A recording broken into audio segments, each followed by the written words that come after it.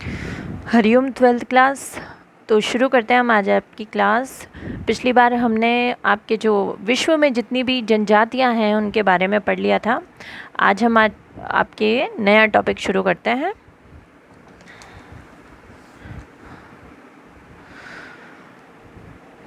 तो ये आपका है तीसरा अध्याय। हमने पहले अध्याय में मानव भूगोल के बारे में जाना। दूसरे अध्याय में हमने विश्व की जो प्रमुख जनजातियां हैं उनका जीवन कैसा है, उनकी संस्कृति कैसी है, रीति रिवाज कैसे हैं, आर्थिक क्षेत्र कैसा है उनका, ये सब जाना था। आज हम बात करेंगे आपके जनसंख्या की। आपके जो सिलेबस में जनसंख्या के बहुत सारे पार्ट हैं जिनमें विश्व की जनसंख्या और भारत की जनसंख्या दोनों के बारे में अध्ययन करेंगे। सबसे पहले तो हम ये जानेंगे कि मानव भूगोल के विषय में जनसंख्या की बात क्यों की जाती है। देखिए, मानव भूगोल में हमने बात की थी कि इसमें मुख्यतः मनुष्य की आर्थिक क्रियाकलापों या मनुष्य के द्वारा जो भी क्रियाएं की जाती हैं उन सभी बातों का अध्ययन मानव भूगोल के अंदर किया जाता है। लेकिन सबसे पहले तो हम यही जानेंगे कि मनुष्य क्या है, मानव का जीवन कैसा है, किसी भी स्थान पर रहने वाले मनुष्यों की संख्या का उस क्षेत्र में क्या फ़र्क पड़ता है, कितनी जनसंख्या उस स्थान की होनी चाहिए। तो उसके लिए एक जनसंख्या का ये टॉपिक मानव भूगोल के लिए बहुत इम्पॉर्टेंट बन जाता है। तो आज हम बात करेंगे जनसंख्या में हम वितरण की बात करेंगे और आगे की जो कक्षाएं होंगी उनमें हम पूरे घनत्व और वृद्धि के बारे में भी जानेंगे। सबसे पहले ये बात है कि मनुष्य एक संसाधन है। हम देखते हैं कि बहुत सारे संसाधन हम देखते हैं, प्राकृतिक संसाधन हम देखते हैं और मानव निर्मित संसाधन हम अपने चारों तरफ देखते हैं। ज़्यादा इम्पॉर्टेंट हमारे लिए प्राकृतिक संसाधन हैं क्योंकि मनुष्य उन्हीं से ही मानव निर्मित संसाधन बनाता है। तो मनुष्य भी एक प्राकृतिक संसाधन है। आपको अच्छी तरह से पता है, मनुष्य की भी जैविक तरीके से वृद्धि होती है, विकास होता है, उसका जन्म होता है। तो मनुष्य एक प्राकृतिक संसाधन है और उसकी वृद्धि होती है, उसकी संख्या में वृद्धि होती है। मनुष्य एक संसाधन है और संसाधनों को बनाता भी है। मनुष्य के बिना कोई भी काम हो नहीं सकता है, पॉसिबल नहीं है। तो मनुष्य को हम एक संसाधन मानते हैं और संसाधन का उपयोगकर्ता भी मानते हैं।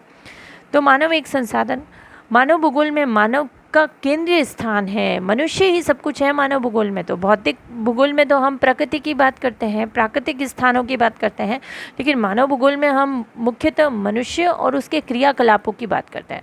सबसे पहले हम बात करेंगे कि मनुष्य की जनसंख्या के बारे में अध्ययन करना क्यों ज़रूरी होता है। किसी भी भूगोल के अध्ययन के अंदर हम मनुष्य की संख्या का क्यों अध्ययन करेंगे। मानव सभी प्राकृतिक संसाधनों, मनुष्य जो जितने भी प्राकृतिक संसाधन हैं, अगर मनुष्य उनको प्रयोग में लेना नहीं जानता तो वो ऐसे ही पड़े रहते हैं, उनका कोई यूज़ नहीं होता। जैसे भूमि, मिट्टी, खनिज पदार्थ, वनस्पतियाँ और जितने भी जंतु हैं, उन सभी को अगर उपयोग में लाना सिखाया है तो मनुष्य ने सिखाया है और मनुष्य इन सब का उपयोग करता है। मानव ही सभी आर्थिक, सामाजिक और सांस्कृतिक क्रियाओं, जितनी भी सांस्कृतिक क्रियाएं हैं, मनुष्य करता है। कृत्रिम संसाधनों और तकनीकी की खोज भी मनुष्य ने की है। कोई भी चीज़ बनाना मनुष्य ने ही शुरू किया, सीखा। मानव ही उत्पादन करता है, खेती करता है, पशुपालन करता है, कोई भी उद्योग लगाता है, व्यापार करता है, परिवहन, ये सभी क्रियाएं मनुष्य करता है। इसीलिए मानव का अध्ययन करना बहुत ज़्यादा ज़रूरी है। इसीलिए हम मानव भूगोल में सबसे पहले मानव के अध्ययन के बारे में पढ़ेंगे और मानव से संबंधित होती है उसकी जनसंख्या, उसकी संख्या कितनी है। किसी भी स्थान के लिए वहाँ के लोगों की संख्या बहुत ज़रूरी है जानना, क्योंकि उसके अनुसार ही हम वहाँ के जो भी नियोजन का काम होता है, जो भी योजनाएं उस क्षेत्र के लिए बनाई जाती है, वो बड़ी आसान हो जाती है। जैसे हम छोटी सी बात करें कि हमारे परिवार में भी हम हर काम वो चीज़ ध्यान रख के करते हैं कि हमारे घर में मेंबर कितने हैं। चाहे हमें राशन लाना हो, चाहे हमें किसी भी चीज़ की व्यवस्था करनी हो हमारे घर के अंदर, तो हम हमारे घर के सदस्यों की संख्या को जानना ज़रूरी समझते हैं या नहीं। उसी तरह किसी देश की, किसी स्थान की जनसंख्या को जानना बहुत ज़रूरी है, ताकि वहाँ पे हम कोई भी काम करें, कोई भी योजना बनाएं तो वो योजना हमारी सफल साबित हो।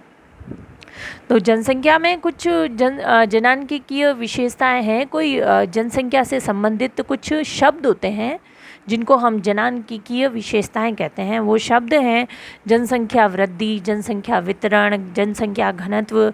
हम इन सभी शब्दों के बीच के अंतर को जानने की कोशिश करेंगे। आज हम बात करेंगे जनसंख्या वितरण।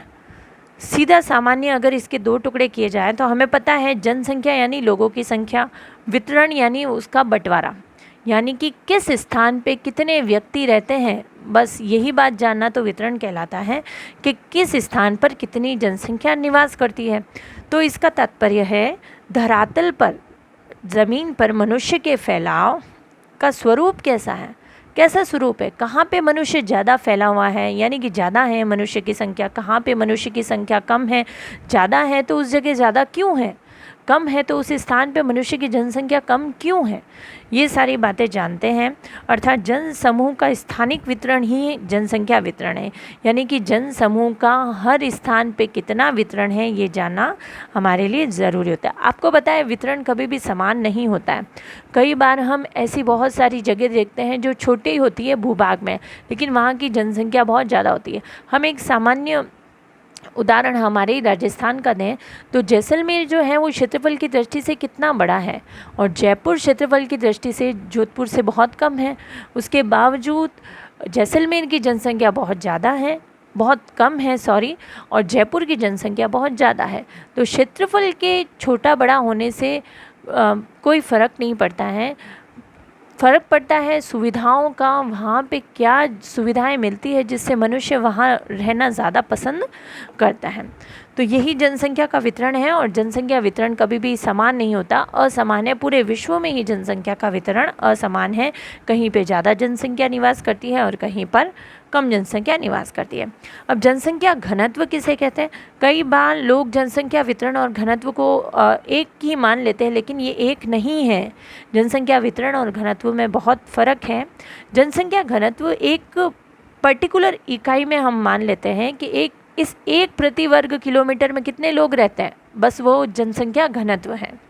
इसका तात्पर्य है जनसंख्या व धरातल के अनुपात से है, जिसे हम प्रति इकाई क्षेत्रों में व्यक्तियों की संख्या के रूप में व्यक्त करते हैं। जैसे हम बात करते हैं कि राजस्थान में सन 2011 में प्रति वर्ग किलोमीटर में रहने वाले लोग जो थे, जनसंख्या घनत्व जो औसत है वो 201 है। तो ये हमने निर्धारित कर लिया कि प्रति वर्ग किलोमीटर में कितने लोग रहते हैं। राजस्थान में 201 लोग रहते हैं। तो ये जनसंख्या घनत्व है। अब हम कुछ फैक्ट्स देखेंगे जो पूरे वर्ल्ड में देखे जाते हैं। इनमें से अगर आपको ये फैक्ट्स हैं तो बहुत 9-10 हैं, लेकिन इनमें से अगर आप 3-4 फैक्ट अगर याद कर लें और एग्ज़ाम में लिखेंगे तो बहुत अच्छा रहेगा, बहुत अच्छे नंबर मिलेंगे आपको। तो विश्व जनसंख्या के असमान वितरण का प्रतिरूप, हम सीधा से ये मान लेते हैं कि हमारा विश्व बहुत बड़ा है, इसका धरातल बहुत बड़ा है। 100% धरातल को हम माने तो हम ये देखेंगे कि धरातल के सिर्फ 20% भूभाग पर 80% जनसंख्या रहती है। यानी 100 में से 20% क्षेत्रफल पर 80% जनसंख्या रहती है, और पीछे कितना बचा? 80% भूभाग जिस पर सिर्फ 20% जनसंख्या रहती है।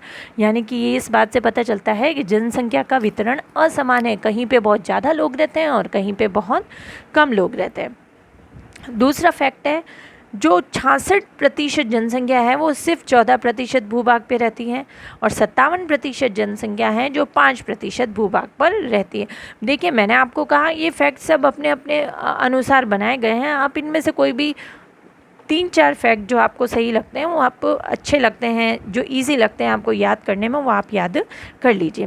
90% जनसंख्या जो है वो 10% भूभाग पर रहती है, और 10% जनसंख्या 90% भूभाग पर रहती है। सारे फैक्ट्स हमें यही दिखा रहे हैं कि जनसंख्या वितरण सभी जगह समान नहीं है, सब जगह अलग अलग जनसंख्या वितरण पाया जाता है। अब देखिए, 85% जनसंख्या, ये बहुत इंपॉर्टेंट है। ये कई बार पूछा गया है बोर्ड के एग्ज़ाम में, आपके क्वेश्चन में ये पूछा गया है। ये वाला फैक्ट आपको ज़रूर याद रखना है कि देखिए, यह हमारी पृथ्वी है, ठीक है।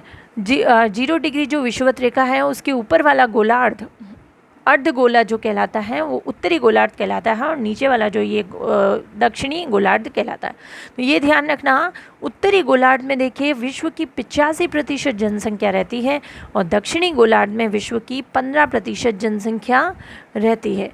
यानी कि उत्तरी गोलार्ध में जनसंख्या ज़्यादा है। इसका एक बहुत बड़ा कारण है, वो कारण ये है कि जो स्थल भाग है, हमारी पृथ्वी पे स्थल और जल दोनों हैं, आप जानते हैं। स्थल भाग पृथ्वी के उत्तरी गोलार्ध में ज़्यादा है, दक्षिणी गोलार्ध में महासागर ज़्यादा है, पानी ज़्यादा है, इसीलिए स्थल कम है और वहाँ पे लोग भी कम रहते हैं। तो ये कारण है, ये फैक्ट आप ज़रूर याद रखिए कि 85% उत्तरी गोलार्ध में और 15% दक्षिणी गोलार्ध में। उसके बाद हम बात करेंगे 75% जो जनसंख्या है वो एशिया और यूरोप महाद्वीपों में है। अगला फैक्ट है 60.27 यानी 60.27% जनसंख्या सिर्फ और सिर्फ एक महाद्वीप केवल एशिया में रहती है। यानी कि 100% जनसंख्या में 60% जनसंख्या तो सिर्फ एशिया में रहती है। 6 महाद्वीप हैं जनसंख्या की दृष्टि से, 7 महाद्वीप होते हैं, एक महाद्वीप पे जनसंख्या नहीं है। तो ऑस्ट्रेलिया में सबसे कम जो है महाद्वीप पे सबसे कम जनसंख्या है, सिर्फ कितनी 0.53%।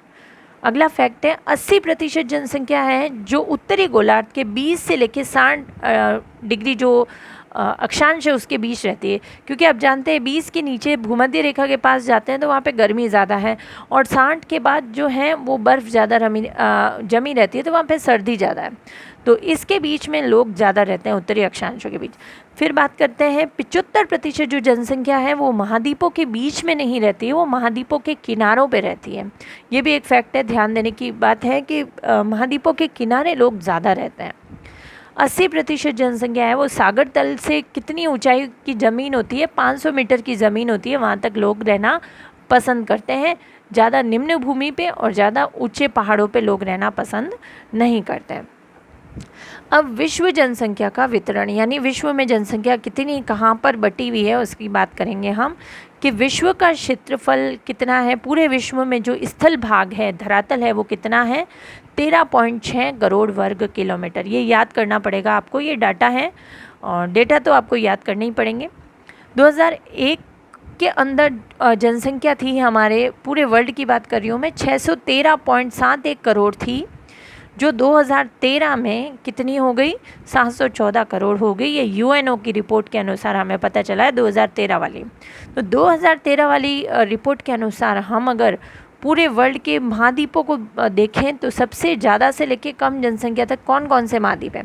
तो सबसे फर्स्ट महाद्वीप जिसकी जनसंख्या सबसे ज़्यादा है, हमने ऊपर भी बात की थी, वो है एशिया। कितने परसेंट 60.27%। यूरोप की सेकंड नंबर अफ्रीका 15.41%। तीसरे नंबर पे यूरोप 10.37%। उत्तरी अमेरिका चौथे नंबर पे जिसकी है 7.80%। दक्षिणी अमेरिका 5.62% और ऑस्ट्रेलिया जो है वो 0.53%। अगर आपको सबकी याद नहीं होती है तो सबसे ज़्यादा और सबसे कम की आप याद रखिए, एशिया और ऑस्ट्रेलिया की। अब हम बात करते हैं विश्व के जो सर्वाधिक जनसंख्या वाले देश हैं 2013 की जनगणना के अनुसार, उसकी बात करेंगे हम। चलते हैं आपके नेक्स्ट वीडियो में बात करेंगे इसकी।